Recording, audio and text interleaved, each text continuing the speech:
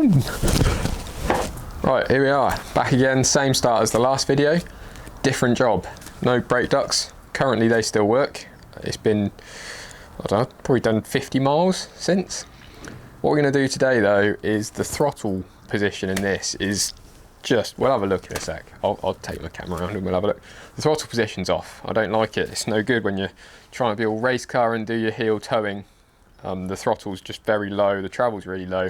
So what I'm going to do is make an adjustable throttle pedal with side to side adjustment, fore and aft adjustment, so I can set the height and the position exactly as I want it. Going to make a slightly bigger throttle pedal as well, which should be nice.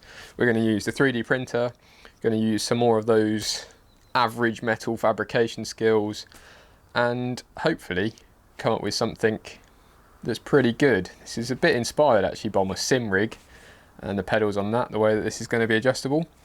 But I think we need to crack on. We need to go and have a little look in the car.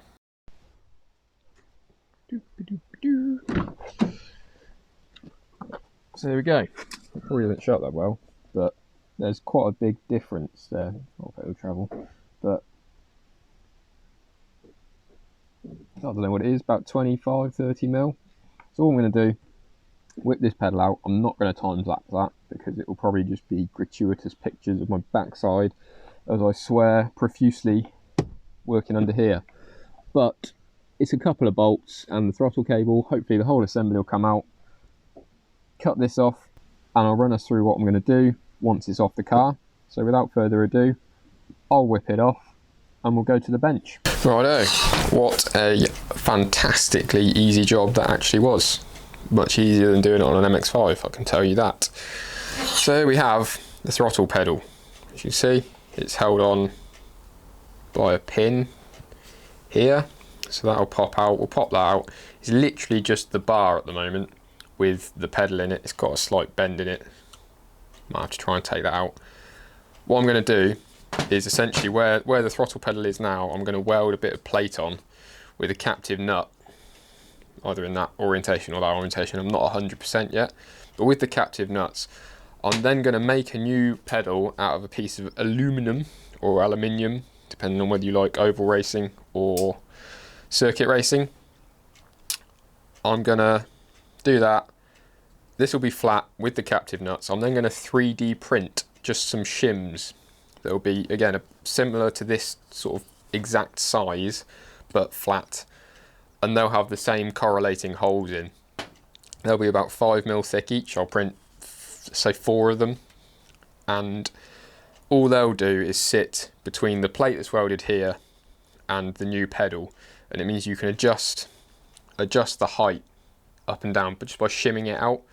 I'll put multi-position holes in the pedal so it can be moved side to side and up and down, and I'll probably do one of those fancy ones with a bit of a kick at the bottom so that as you move your heel across for a little whap whap whap, then you can pick it up a bit easier. But that's what we're going to do. That's how it's going to work in theory. I don't see why it shouldn't in practice.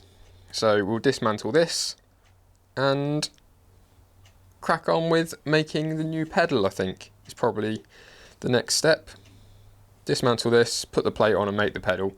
Then we'll go indoors and we'll do the CADing, real CADing, not cardboard CADing, and get it put into whatever the word is, practice, make it exist.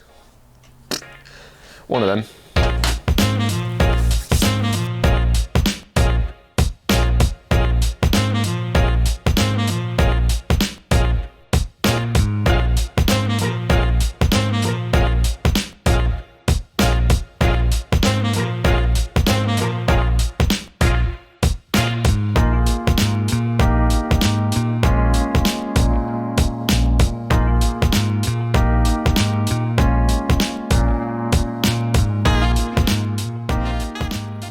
If you know me in person, please, I implore you to tell me to stop trying to weld captive nuts with the TIG. It just doesn't ever end well for me. You might have noticed, I don't know if you're watching the time lapse that intently, I blew a hole in this and somewhere or other I used a bit of copper basically. I strapped some copper to the flat side and just filled it in with the MIG.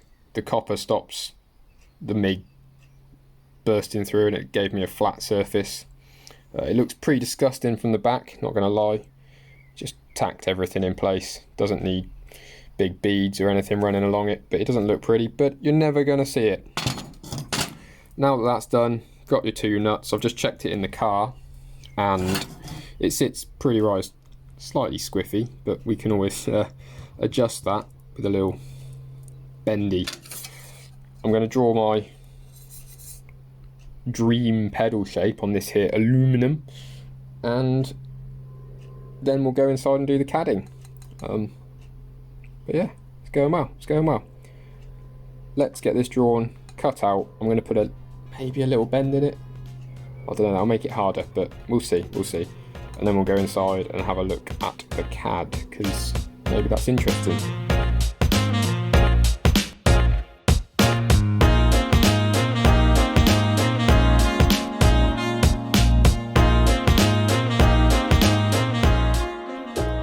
There it is, finally.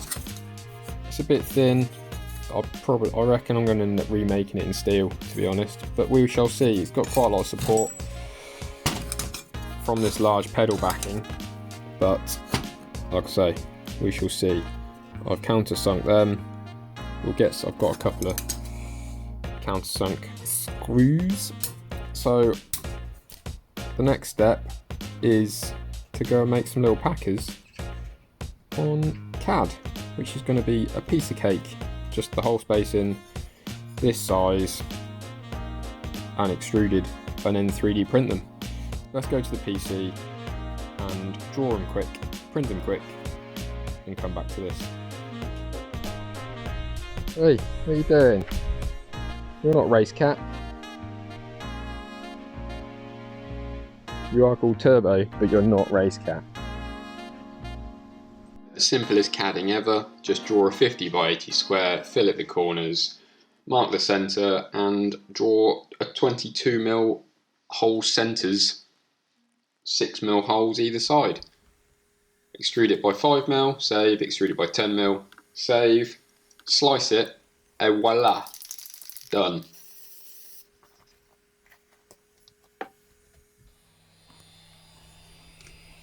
And there we go. Two spacers. It's a 10mm. That's 5. I'm going to run this again, so I've got the potential for a 30mm total space. But let's go put the thing together, and then I can actually drive the car again and see how it feels. Cool. So there it is. It's all back in the car. You can see there's some bits. I've got a wedge of spacers here, 2 10s and a 5. For the time being, because of the positioning of the seat, I'm actually just going to run one 5mm, and that just fits on there, as you can see. Lines up nicely with my captive nuts. And yeah, I need to get some shorter, longer rather, countersunk bolts. So at the moment, I've gone full ghetto, and I'm using non-countersunk, which obviously looks rubbish and gives the pedal horrible lumps, but I want to drive my car, so it is what it is.